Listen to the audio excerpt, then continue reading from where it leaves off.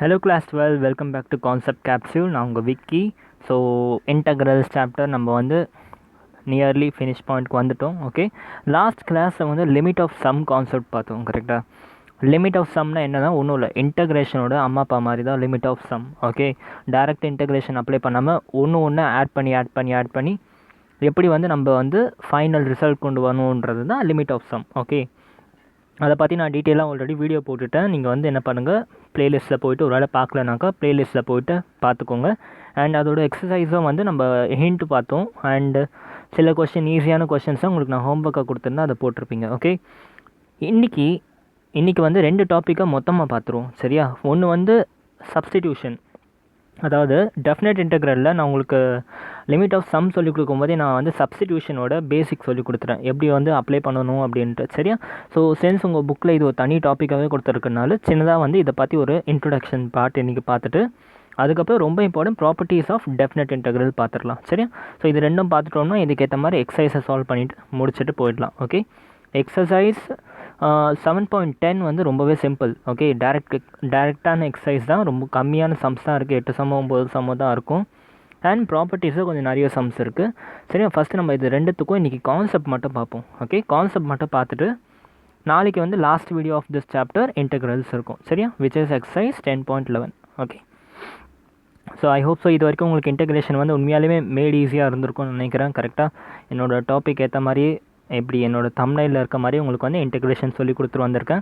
ஒருவேளை உண்மையாலே உங்களுக்கு வந்து எல்லாமே புரிஞ்சிருச்சுனாக்கா எனக்கு சொல்லுங்கள், எப்படி இருக்குது இன்டெக்ரேஷன் சாப்டர். ஓகே, நிஜமாகவே எல்லாம் சொல்கிற மாதிரி கஷ்டமாக இருக்கா இல்லை வந்து ஈஸியாக இருக்கான்றது கமெண்ட் பாக்ஸில் சொல்லுங்கள். அண்ட் ஆல்சோ நம்ம வந்து இப்போ புதுசாக டெலிகிராம் குரூப்பும் ஆரம்பிச்சிருக்கோம். ஓகே, டெலிகிராம் குரூப்பில் வந்து நான் உங்களுக்கு நிறைய இம்பார்ட்டன்ட் நோட்ஸ் எல்லாம் அப்லோட் பண்ணிகிட்ருக்கேன். நாட் ஓன்லி உங்கள் கான்செப்ட் கேப்சூலோட நோட்ஸ் மட்டும் இல்லாமல் உங்களோட important books and important guide, இதோட பிடிஎஃப் எல்லாம் ஃப்ரீ ஆஃப் காஸ்ட் எல்லாமே வந்து டெலிகிராம் ஆப்பில் வந்து நான் ப்ரொவைட் பண்ணுறேன். ஓகே, ஸோ அதுக்கு நீங்கள் என்ன பண்ணுங்கள், வாட்ஸ்அப் குரூப்பில் ஜாயின் பண்ணிவிட்டு அதுக்கப்புறம் அங்கே வந்து லிங்க் இருக்கும், அந்த லிங்க்கில் நீங்கள் வந்து இது பண்ணிக்கலாம். சரியா? வாட்ஸ்அப் குரூப்போட லிங்க் நான் கீழே ஷேர் பண்ணுறேன், அதை பார்த்துக்கோங்க.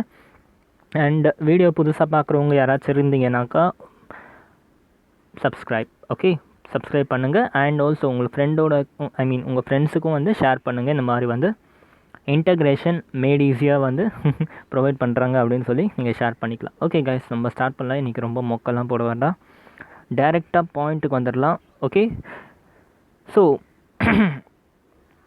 Evaluation of definite integral by substitution. Okay, நான் உங்களுக்கு லாஸ்ட் எக்ஸசைஸே சொன்னேன். ஓகே, சப்ஸ்டிடியூஷன் மெத்தடில் நம்ம இன்டெக்ரேஷன் போடுறப்ப ஓகே ஒரு சின்ன சேஞ்ச் ஒன்று கொண்டு வருவோம் அப்படின்னு சொன்னேன். சரியா?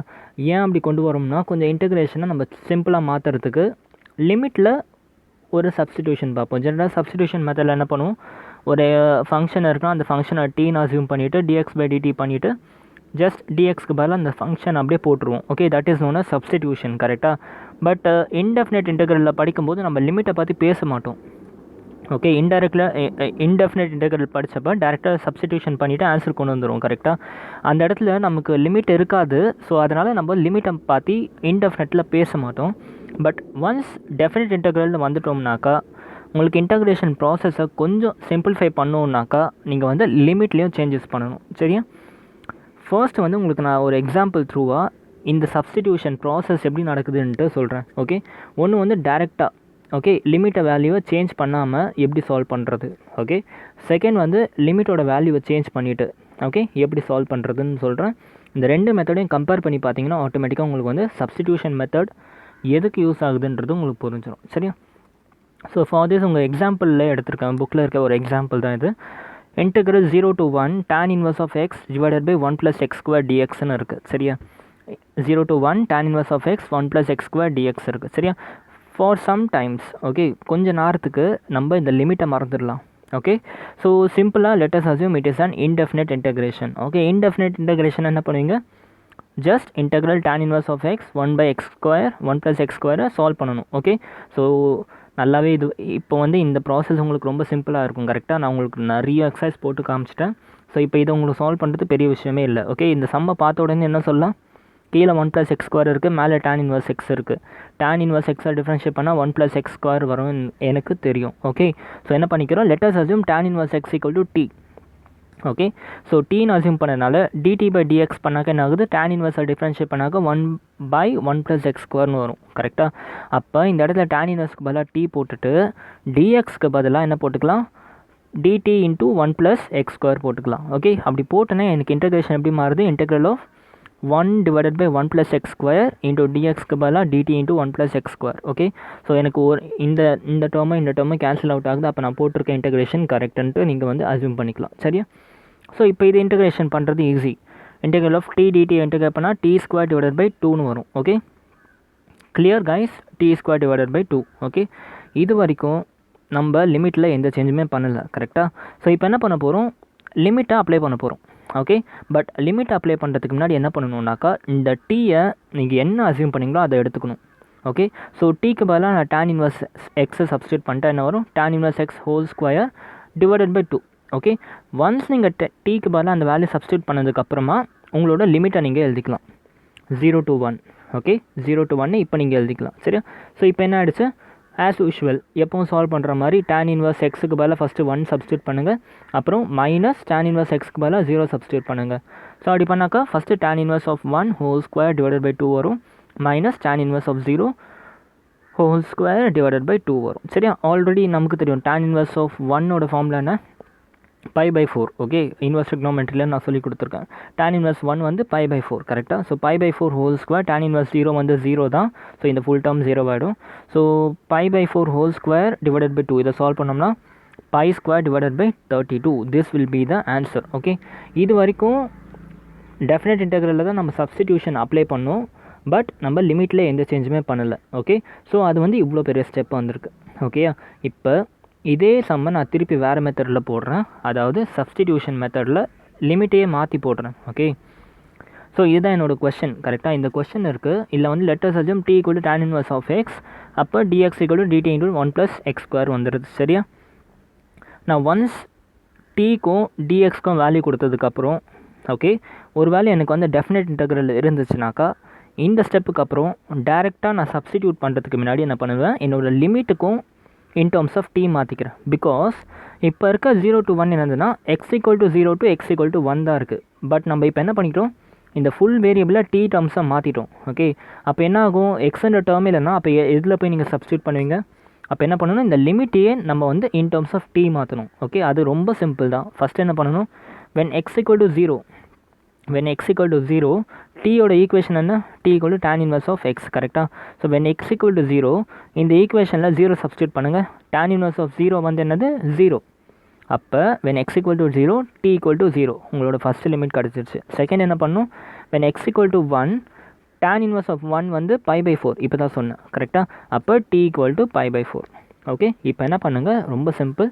ஜஸ்ட் 0 to 1க்கு பதிலாக என்ன பண்ணுங்கள், 0 to π/4 போட்டுக்கலாம். 0 to π/4 போட்டுட்டு அதுக்கப்புறமா tan இன்வர்ஸ் எக்ஸுக்கு பதிலாக t, அதுக்கப்புறம் உங்களோட நார்மல் மெத்தட் தான். சரியா? ஸோ இப்போ இதனால் என்ன அட்வான்டேஜ் வந்துருச்சுனாக்கா, t² / 2 இன்ட்டு டேரெக்டாக நீங்கள் π/4, 0 லிமிட் போட்டுக்கலாம். ஸோ இதை வந்து சால்வ் பண்ணிங்கன்னா 1 ஸ்டெப் ஆன்சர் π² / 32. சரியா? இது வந்து ஒரு சின்ன ஷார்ட்டான கொஷின். ஓகே. இந்த ஷார்ட் கொஷனுக்கே உங்களுக்கு வந்து நியர்லி ஒரு 4 ஸ்டெப் வந்து மிச்சமாக இருக்குது. இங்கே போட்ட நீங்கள் 4 ஸ்டெப் வந்து இந்த இடத்துல மிச்சமாக இருக்குது. ஓகே. இதுவே கொஞ்சம் பெரிய சம்மில் எடுக்கும்போது இந்த மெத்தடில் போட்டோம்னா மேபி நமக்கு கொஞ்சம் கன்ஃபியூஷன்ஸ் வர்றதுக்கு சான்ஸ் இருக்குது. ஓகே. பட் இந்த மாதிரி ஸ்டார்டிங்கே லிமிட்டே மாற்றிட்டோம்னா நமக்கு இன்டெகிரேஷன் பண்ணுறதுக்கு ரொம்ப ஈஸியாக இருக்கும். ஓகே. ஸோ இதுதான் உங்களோட எக்ஸசைஸ் 7.10. ஓகே. 7.10 எல்லாமே ரொம்ப ஈஸி கொஷின்ஸ் தான். ஒரு 8 கொஷின்ஸ் இருக்குடா, கண்டிப்பாக நான் போட மாட்டேன். ஓகே. ஒருவேளை அதையும் போட்டு உங்களுக்கு டவுட் வந்துச்சுன்னா கவலையே படாதீங்க. ஃபஸ்ட்டு என்ன பண்ணுங்கள், ஆன்லைன் அந்த கூகுளை யூஸ் பண்ணுங்கள். கூகுள் யூஸ் பண்ணிவிட்டு சின்ஸ் இப்போ உங்களுக்கு எல்லா கான்செப்டும் தெரியும். கரெக்டாக? அப்போ நீங்கள் நெட்டில் போய்ட்டு ஒருவேளை எக்ஸசைஸ் போட்டுட்டு உங்களுக்கு தெரியலன்னா நெட்டில் போய்ட்டு எப்படி போட்டிருக்காங்கன்னு பாருங்கள். அது உங்களுக்கு புரிஞ்சிடுச்சுன்னா கண்டிப்பாக புரியும் ஆக்சுவலாக. ஏன்னா எல்லா கான்செப்ட்டும் உங்களுக்கு தெரியும்ல. ஸோ யாராச்சும் உங்களுக்கு போட்டு காமிச்சாலே போதும், இதுக்கப்புறம் நீங்கள் புரிஞ்சுப்பீங்க. ஒரு வேளை புரியலனாக்கா நீங்கள் வந்து என்கிட்ட வந்து கேளுங்க.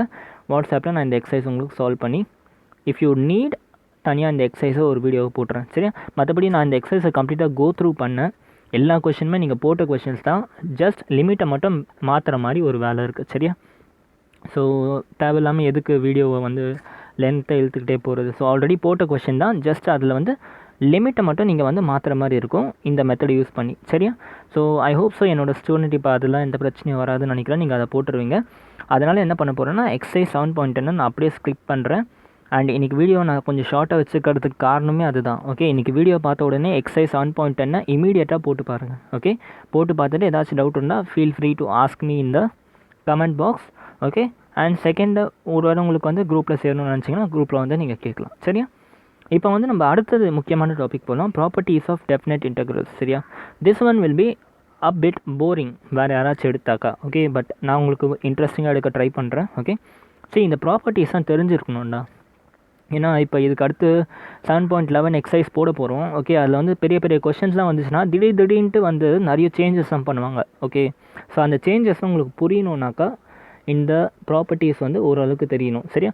ஸோ டோன்ட் வரி, நான் உங்களுக்கு அந்த ப்ராப்பர்ட்டிஸை ரொம்ப சூப்பராக புரிய வச்சிடுறேன். ஓகே, எனக்கு தேவையெல்லாம் என்ன தெரியுமா? உங்களோட கான்சன்ட்ரேஷன் மட்டும்தான். சரியா?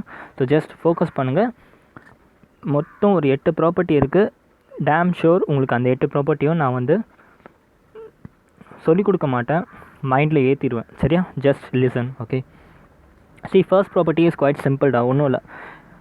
Integral a to b f of x dxன்னு இருக்குனாக்கா, ஒரு function integral a to b f of x dx இருந்துச்சுனாக்கா அதை நீங்கள் என்னவோ எழுதிக்கலாம்னா integral a to b f of t dtன்னு போட்டுக்கலாம்.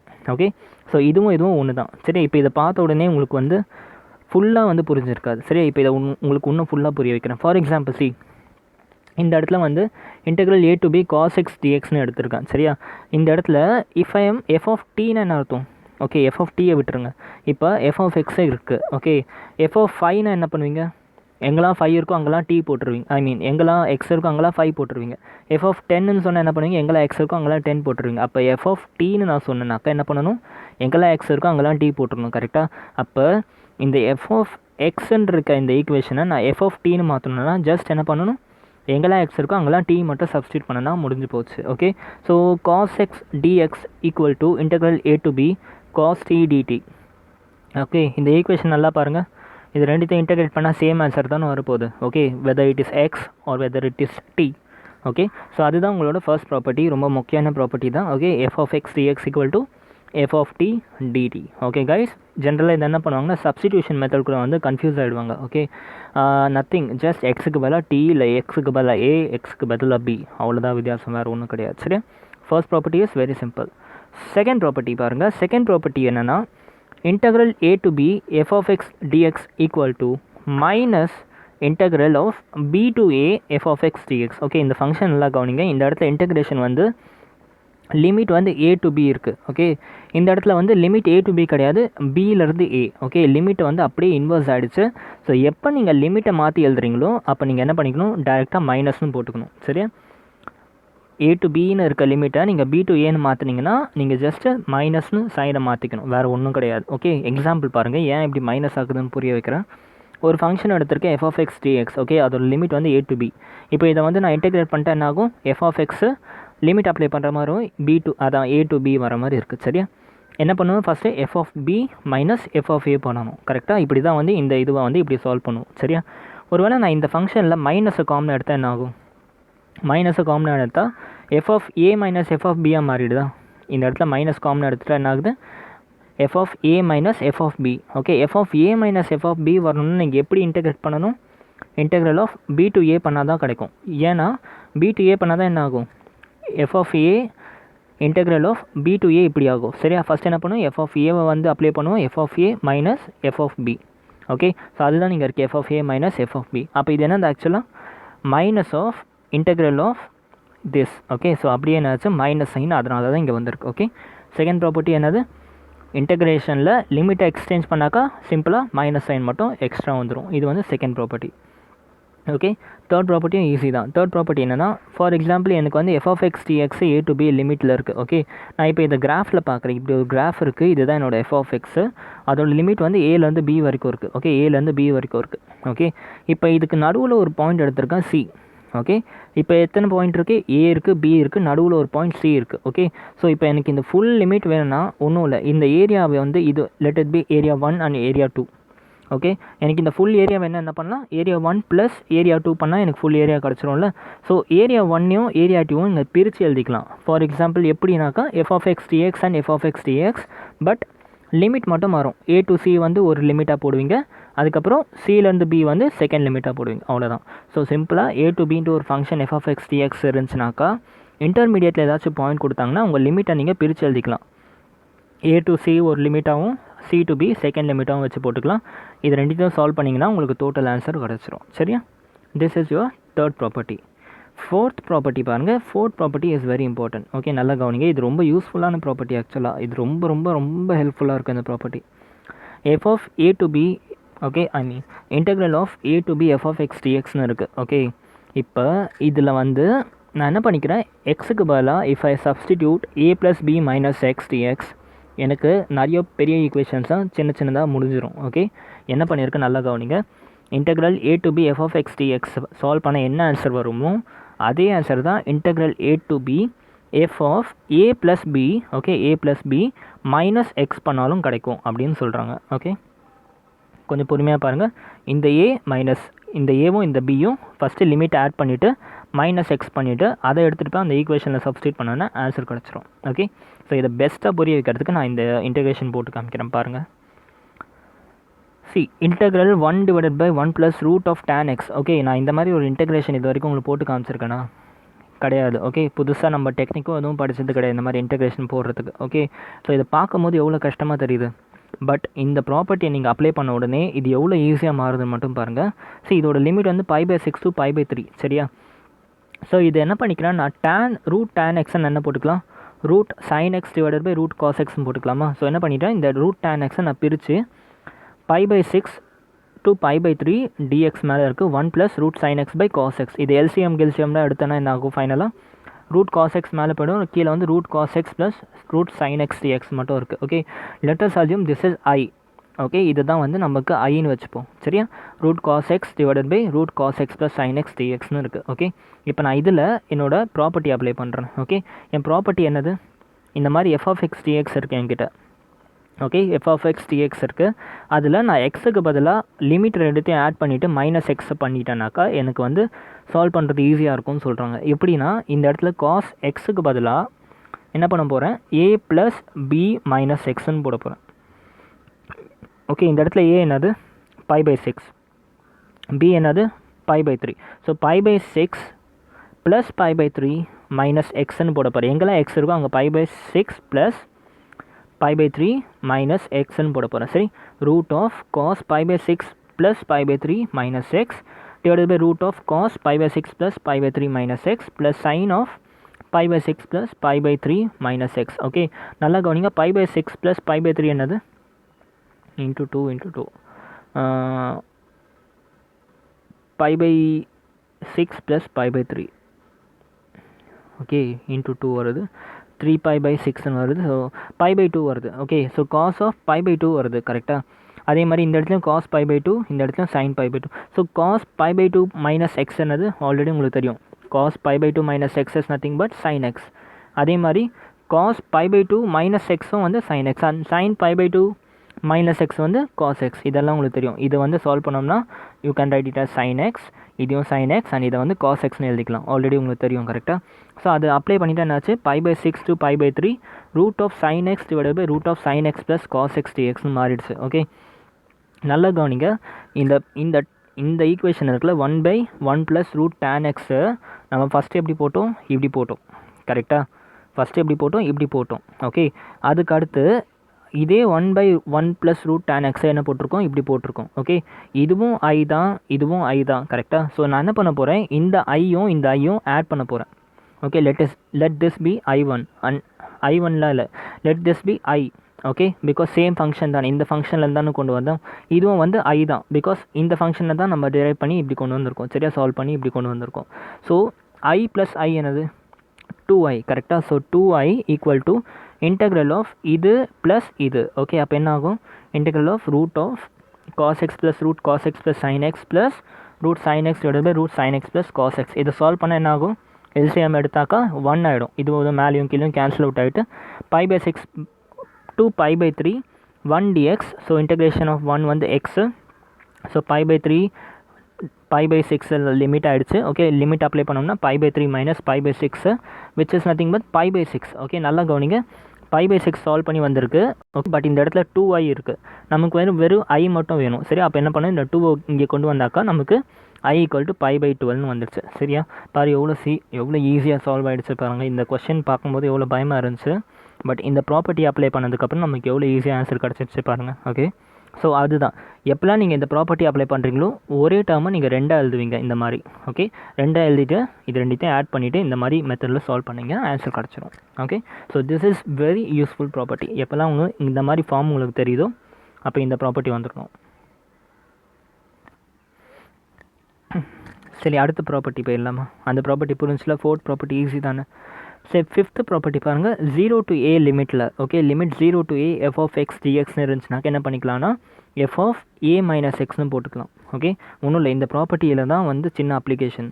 ஓகே, இந்த ப்ராப்பர்ட்டி தான் அதுவும். 5th ப்ராப்பர்ட்டியும் 4th ப்ராப்பர்ட்டியும் ஆக்சுவலாக ஒன்று தான். இந்த இடத்துல a to bக்கு பதிலாக என்ன இருக்குன்னா 0 to a இருக்குது. அப்போ எங்கெல்லாம் a இருக்கோ அங்கே என்ன போட்டுக்கணும், 0 போட்டுக்கணும். அப்போ என்ன ஆகும், b - aன்னு வரும். அதே மாதிரி தான் இந்த இடத்துல 0 to a இருந்துச்சுன்னா டேரெக்டாக என்ன பண்ணிக்கலாம், f(a - x)ன்னு வச்சு போட்டுக்கலாம். ஓகே, அதே தான், வேறு ஒன்றும் இல்லை. இந்த மாதிரி ட்ரிக்னோமெட்ரிக் ஈக்குவேஷன்லாம் வந்துச்சுனாக்கா நம்ம இந்த ப்ராப்பர்ட்டி யூஸ் பண்ணிக்கலாம். சரியா, நம்ம பார்ப்போம். எக்ஸாம்பிள் பார்க்கும்போது எக்ஸசைஸ் சால்வ் பண்ணும்போது உங்களுக்கு எப்படி யூஸ் பண்ணுறதுன்னு தெரியும். சரியா, இப்போதைக்கு இதை மட்டும் ஞாபகம் வச்சுக்கோங்க.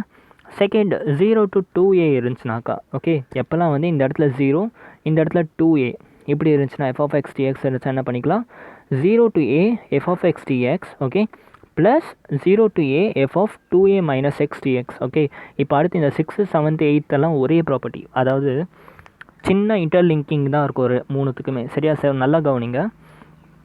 0 to 2a f(x) dxன்னு இருந்துச்சுன்னா we can write it as 0 to a f(x) dx, okay, plus f(x)க்கு பதிலாக 2a - xன்னு வச்சுக்கலாம். அதே தான் ஆக்சுவலாக 2a - xன்னு வச்சுட்டு dxன்னு சப்ஸ்டியூட் பண்ணோம்னா ஆன்சர் கிடச்சிரும். ஓகே, 0 to 2a இருந்துச்சுன்னா 0 to a f(x) dx first solve பண்ணிவிட்டு plus 0 to a f(2a - x) dxன்னு வச்சு சால்வ் பண்ணோம்னா ஆன்சர் கிடச்சிரும். ஓகே, டோன்ட் வரி, இதெல்லாம் எக்ஸாம்பிள் நம்ம கொஷின் போடுறப்ப இது ஒன்றும் உங்களுக்கு புரிஞ்சிடும். சரியா, இப்போதைக்கு இந்த ப்ராப்பர்ட்டியை மட்டும் கவனிங்க. பட் 7th 8th இதே டிபெண்ட் பண்ணியிருக்கோம். கவனிங்க, நல்லது கவனிங்க. 6th 7th 8th property very important. அது கொஞ்சம் கான்செப்டுவலும் கூட. சரியா, கொஞ்சம் இதே ஈக்குவேஷன் எடுத்திருக்கேன். ஓகே, இதே integration integral limit 0 to 2a இருக்குது, f(x) dx இருக்குது. ஓகே, ஈக்குவல் டு, ஓகே, நான் 2 எழுதிக்கலாம். ஃபர்ஸ்ட் ஃபங்க்ஷன், இது செகண்ட் ஃபங்க்ஷன். சரியா, இப்போ இதே மாதிரி இன்டெகிரல் எனக்கு கிடச்சிச்சின்னா இதை நான் இப்படி எழுதுறதுக்கு பதிலாக நான் என்ன பண்ணிக்கிறேன், டேரெக்டாக இவ்வளோ பெரிய ப்ராசஸ் போடுறதுக்கு பதிலாக I can do either this one or this one. நல்லா கவனிங்க. இப்போ இன்டெக்ரல் 2a f(x) dxன்னு ஒரு ஃபங்க்ஷன் இருக்குது. இன்டெக்ரல் 2l x f(x) dxன்னு இருக்குது. இதை நீங்கள் இப்படி பிரித்து எழுதிக்கலாம், ஒன்றும் தப்பு இல்லை. ஓகே, பட் உங்களுக்கு அந்த ஃபங்க்ஷனை பற்றி ஒரு விஷயம் இப்போ நான் சொல்கிற விஷயம் தெரிஞ்சிச்சுனாக்கா நீங்கள் இதை போட தேவையில்ல ஃபுல்லாக. ஓகே, டேரெக்டாக நீங்கள் ஒன்று இதை போட்டுருவீங்க, இல்லை இதை போட்டுருவீங்க. ஓகே, அது என்னன்னு நம்ம பார்ப்போம். ஃபஸ்ட்டு f(x) dx ஒன்று நீங்கள் என்ன பண்ணிக்கலாம், 2 times of 0 to a f(x) dxன்னு போட்டுக்கலாம். அப்படி இல்லையா, மொத்தமாக நீங்கள் அந்த ஃபங்க்ஷனே இந்த இன்டெகிரேஷனை 0 ஆக்கிடலாம். ஓகே, ஸோ எப்போ 2 times of f(x) dx போடணுன்னாக்கா, ஒரு வேளை ஓகே இப்படி பிரித்து எழுதுறீங்கள, இப்படி பிரித்து எழுதிட்டு ஒருவேளை இந்த f(2a - x) இருக்குல்ல, இந்த f(2a - x) இருக்குல்ல, இதை நீங்கள் சால்வ் பண்ணி கொண்டு வந்தால் அது திரும்ப உங்களுக்கு f(x) மாதிரியே மாறிடுச்சுனாக்கா, ஓகே, இது திருப்பி உங்களுக்கு f(x)ஆகவே மாறிடுச்சுனாக்கா நீங்கள் என்ன பண்ணிக்கலாம், டேரெக்டாக ஆப்வியஸாக f(x) + f(x) என்னது 2 times of f(x), அவ்வளோதான். சரியா, இதை சால்வ் பண்ணி உங்களுக்கு அகெயின் f(x) வந்துடுச்சுனாக்கா டேரெக்டாக நீங்கள் 2 times of integral 0 to a f(x) dxன்னு போட்டுக்கலாம். ஓகே, ஒருவேளை இதை சால்வ் பண்ணி உங்களுக்கு f(x) வரல, மைனஸ் f(x) வருது. ஓகே, மைனஸ் f(x) வருது. அப்போ இந்த இடத்துல ஆல்ரெடி ஒரு f(x), இந்த இடத்துல மைனஸ் f(x) நான் இதுவும் கேன்சல் அவுட் ஆகிடும்ல. ஸோ அப்போ 0 போட்டுக்கலாம். ஓகே, ஸோ 6th பார்ட்டு இந்த மாதிரி question 0 to 2a f(x) dx வந்துச்சா என்ன பண்ணணும், ஃபஸ்ட்டு இந்த மாதிரி ஃபார்மேட்டில் எழுதிக்கணும். எழுதிட்டு இந்த டேர்மை கம்பேர் பண்ணணும். ஒருவேளை இந்த டேர்மை சால்வ் பண்ணி அது f(x) ஈக்குவலாக வந்துச்சுன்னா டேரெக்டாக 2 times of integral 0 to a f(x) dx போட்டுக்கலாம்.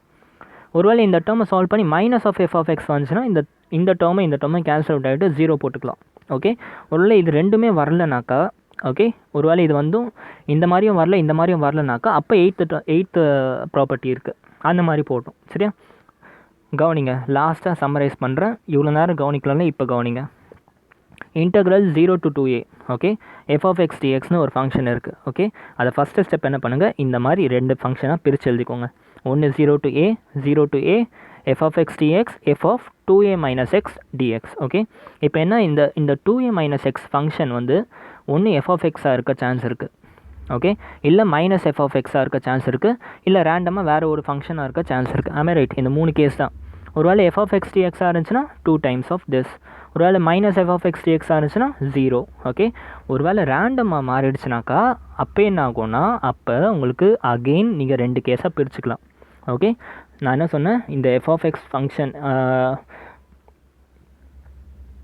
ஓகே ரேண்டமாக இருந்துச்சுனாக்கா நீங்கள் என்ன பண்ணிக்கலாம் அதை நார்மலாக சால்வ் பண்ணிக்கோங்க ஓகே இப்போ இதுலேயே இதே மாதிரி இன்னொரு கேஸ் ஒன்று வரும் see here limit minus a to a okay நான் இந்த லிமிட் பார்க்கல ஓகே மைனஸ் a to aன்ட்டு இருக்குது லிமிட்டு அதே மாதிரி எஃப் ஆஃப் எக்ஸ் டிஎக்ஸ் இருக்குது இது என்ன பண்ணிக்கலாம் நம்ம ரெண்டாக எழுதிக்கலாம் ஒன்று 2 times of 0 to a f of x டிஎக்ஸ்னு போட்டுக்கலாம் இல்லை அகெயின் 0 போட்டுக்கலாம் 2 கேஸ் இருக்குது திருப்பியும் okay minus a to a இருந்துச்சுனாக்கா நமக்கு 2 கேஸ் இருக்குது ஒன்று 2 times of f of a f of x டிஎக்ஸ்னு போட்டுக்கலாம் இல்லாட்டி வெறும் 0ன்னு போட்டுக்கலாம் எப்போ 2 times of 0 to a f of x d x போடணுன்னாக்கா உங்கள் எஃப் ஆஃப் எக்ஸ் ஃபங்க்ஷன் வந்து ஈவனாக இருந்துச்சுன்னா ஓகே உங்கள் எஃப் ஆஃப் எக்ஸ் ஃபங்க்ஷன் வந்து ஈவனாக இருந்துச்சுன்னா எப்படி ஈவனாக இருக்கும்னு கண்டுபிடிக்கணும்னா ஒன்றும் இல்லை எஃப் ஆஃப் எக்ஸ் இருக்குல்ல எஃப் ஆஃப் எக்ஸுக்கு பதிலாக எஃப் ஆஃப் மைனஸ் எக்ஸ்னு போடுங்க எஃப் ஆஃப் மைனஸ் எக்ஸ்னு போட்டு சால்வ் பண்ணுங்கள் சால்வ் பண்ணிங்கன்னா உங்களுக்கு வந்த ஆன்சர் வந்து மைனஸ் ஆஃப் எஃப் ஆஃப் எக்ஸ்னு வந்துச்சுனாக்கா அது வந்து என்னதுனாக்கா ஐ மீன் ப்ளஸ் எஃப் ஆஃப் எக்ஸ்னு வந்துச்சுனாக்கா அது வந்து even function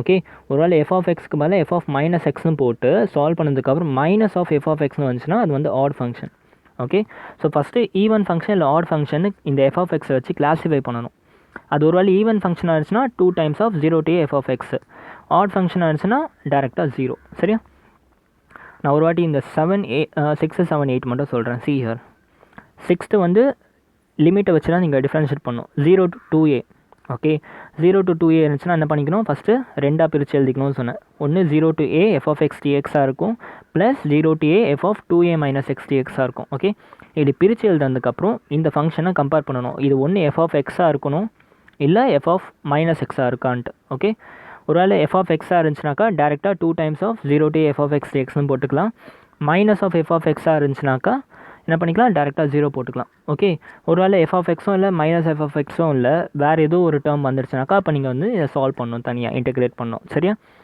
second 8th type என்னன்னாக்கா ஒருவேளை integration minus a to a இருக்குது integration minus a to a இருந்துச்சுன்னா நீங்கள் என்ன பண்ணிக்கலாம் அகெயின் 2 கேசஸ் இருக்குது if the function is a even function 2 times of 0 to a f of x dx பண்ணால் போதும் if the function is odd function டேரெக்டாக நீங்கள் 0 போட்டுக்கலாம் okay even function odd function எப்படி கண்டுபிடிக்கணும்னா ஜஸ்ட் எஃப் ஆஃப் எக்ஸுக்கு பதிலாக எஃப் ஆஃப் மைனஸ் எக்ஸ் போட்டிங்கன்னா உங்களுக்கு வந்து ஈவனாக இல்லை ஆட் ஃபங்க்ஷனாக தெரிஞ்சிடும் சரியா சரி இந்த எக்ஸாம்பிள் பாருங்களேன் இப்போ இதை வந்து எந்த ப்ராப்பர்ட்டியை பேஸ் பண்ணியிருக்கு இந்த லிமிட்டை செக் பண்ணணும் -1 to 1 இருக்குது சரியா அப்போ இது 8th ப்ராப்பர்ட்டியை பேஸ் பண்ணியிருக்கு ஓகே 8th ப்ராப்பர்ட்டி என்ன சொல்லிச்சு ஆடா ஈவனான்னு கண்டுபிடிக்கணும் முதல்ல ஓகே அதை கண்டுபிடிக்க என்ன சொன்னால் எஃப் ஆஃப் எக்ஸுக்கு பதிலாக எஃப் ஆஃப் மைனஸ் எக்ஸ் போட்டிங்கன்னா உங்களுக்கு ஆடா ஈவனுன்னு தெரிஞ்சிடும் okay so f of x என்ன இங்கே sin power 5x cos power 4x am I right f of x equal to sin power 5x minus I mean into cos power 4x okay இப்போ even odd கண்டுபிடிக்கிறதுக்காக என்ன பண்ண போகிறேன் f of minus x substitute பண்ணுறேன் so எங்கெல்லாம் எக்ஸ் இருக்கோ அங்கே மைனஸ் போடணும்